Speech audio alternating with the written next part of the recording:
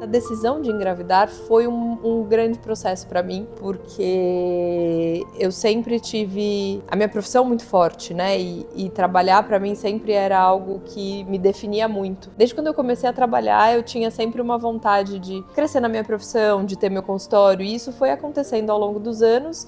E junto veio a questão de formar minha família. Só que eu tinha um planejamento de vida ali a adequar, né? Porque ser mãe muda muito como é a vida da gente, como eu ia lidar com o trabalho. Então, foram questões que foram aparecendo e quando eu decidi que eu realmente queria engravidar, eu precisei passar por um tratamento para engravidar. Por questões de trabalho, de desenvolvimento profissional, de estresse, muitas vezes, principalmente as médicas, acabam postergando bastante a gestação. Isso acaba dificultando consegui-la depois de um determinado tempo. Não é fácil. Ser obstetra, principalmente do sexo feminino, envolve uma série de problemas e você deve se abster de uma série de coisas que muitas vezes são importantes para a sua vida também.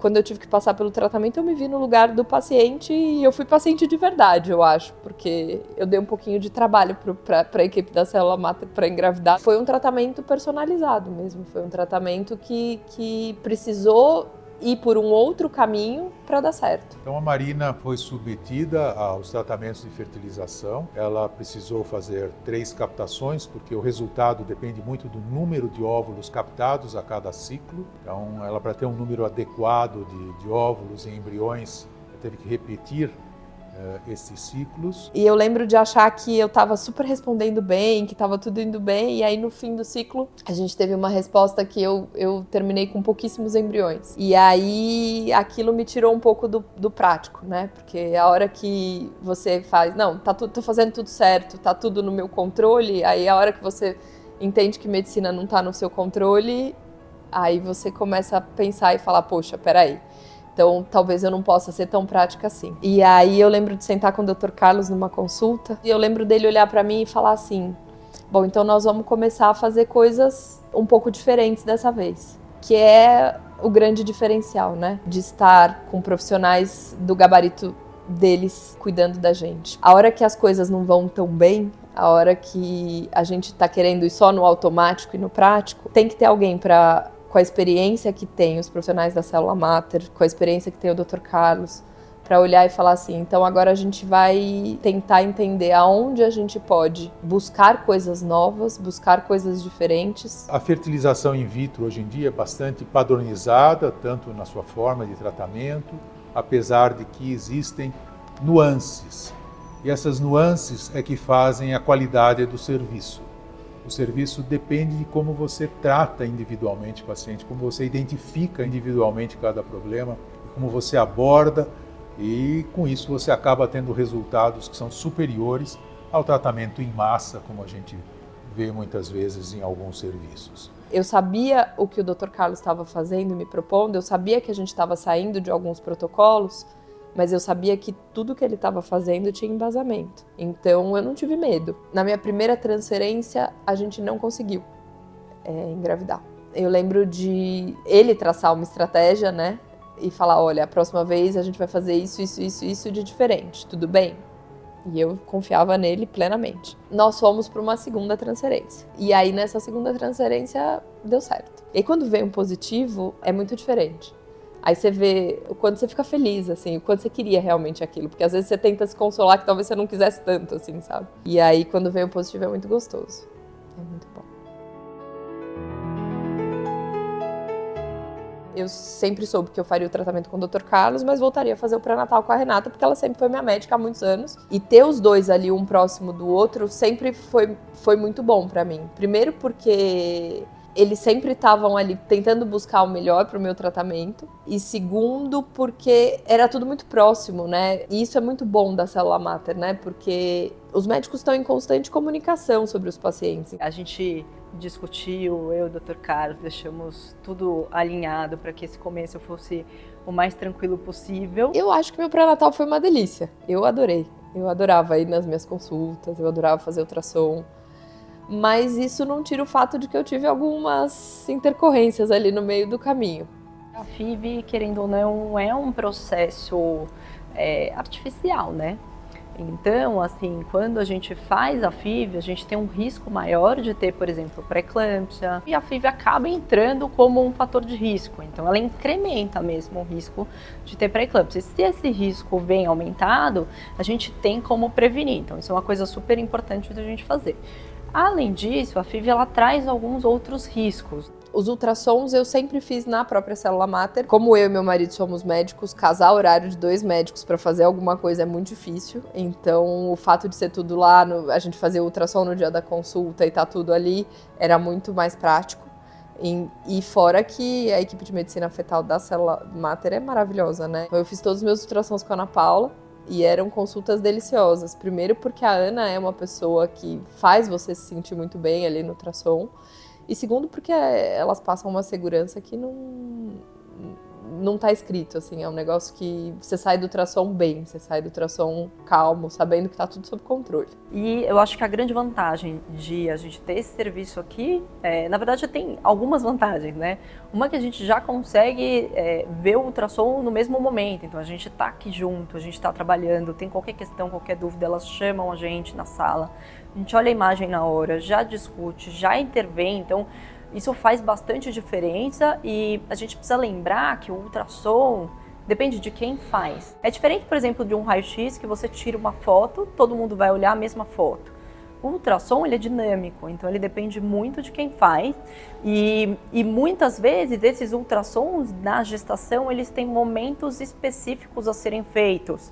Então às vezes, por exemplo, se a gente for pedir uma segunda opinião, às vezes até agendar, até conseguir fazer, isso gera mais estresse à toa, né? Quando a gente já poderia ter sido mais efetivo. Normalmente nos ultrassons a Renata ia ver, porque ela já sabia algumas coisas que ela queria saber. No fim da gravidez, o meu colo deu uma diminuída, eu comecei a ter um pouquinho mais de contração, então ela sempre chegava na hora de ver meu colo, porque ela queria ter certeza que eu podia fazer tal coisa ou não podia.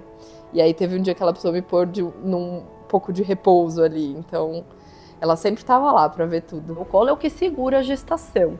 E quando a gente faz essa avaliação do colo, a gente consegue ter uma ideia se tem um risco do bebê acabar adiantando o nascimento.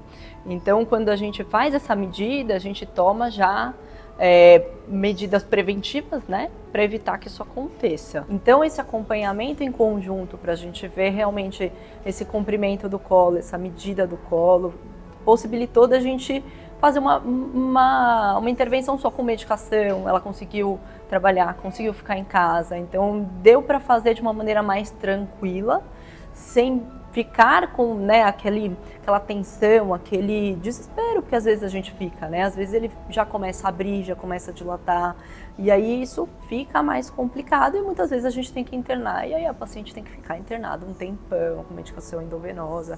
Pode ser bem mais complicado. E no final das contas o João acabou nascendo com 40 semanas, né?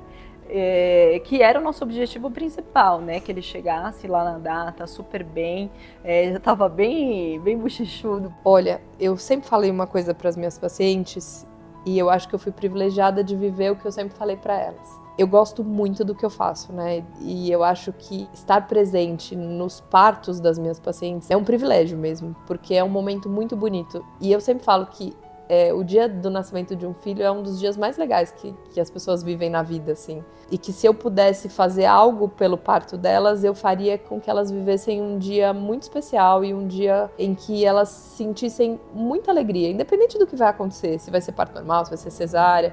E eu acho que eu desejava aquilo pra mim. E foi muito assim, sabe? Foi um dos dias mais especiais que eu já vivi, assim. Foi muito gostoso.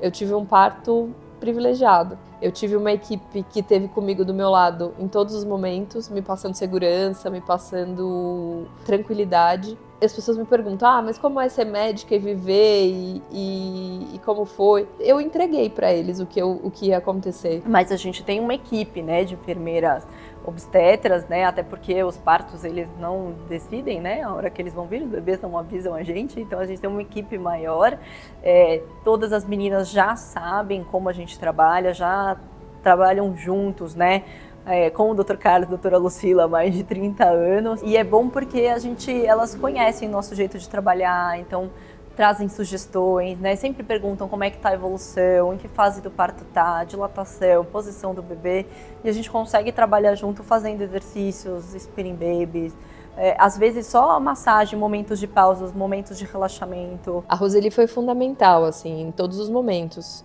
Desde entender quais exercícios fazer para cada fase, para ajudar ele a encaixar na posição, para ajudar ele a descer no canal de parto, que era uma coisa que me preocupava, se ele ia descer, se ele não ia descer. Como lidar com a dor, o que pensar na hora da contração, porque até isso ela me ajudou. Como pensar para lidar com a dor ali da contração. Eu falava para ela, Rô, aquilo que você me falou da analogia da bicicletinha, que você tá subindo o morro e a hora que começa a ficar menos intensa a contração, você ainda sente dor, mas você sabe que ela vai melhorar, ajuda muito. Eu lembro do momento que ele nasceu.